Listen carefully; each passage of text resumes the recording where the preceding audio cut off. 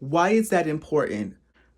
Marie von Franz goes on to say that one always has to be acquainted with the entire historical background of a person so as to understand him or her better.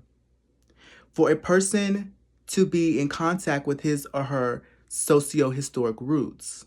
This is why it should be necessary for a person to be in contact with his or her historical spiritual roots. Let's put that into perspective. Let me give you an example using today. So, today in Black history and Black culture, we have Black culture and then we have street culture, which is a subset of Black culture. Street culture is how this collective of people names themselves as a people. That is the socio-historic landscape that they grew up in, growing up in the streets. And we know that, like I say, traditionally Black people believe in God. So that is their socio-historic landscape is the streets, and their historical spiritual roots is that God of the Bible or Islam.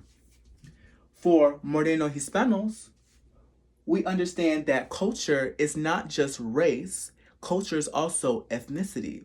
So the connection to the Orishas and African spirituality in Lukumi is a spiritual tradition that we share with the Latinos. We are Black and brown people.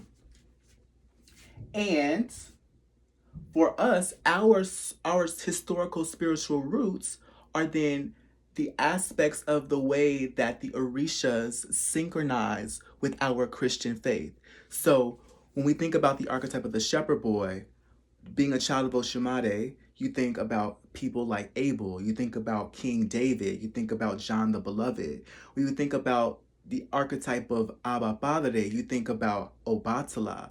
When you think about the Watchman, you think about Ochosi. So these different Orishas are named against our Christian faith so we can still continue to venerate and be connected to our historical spiritual roots, to the collective of Black people that named these different aspects of the way that we understand ourselves as Black people.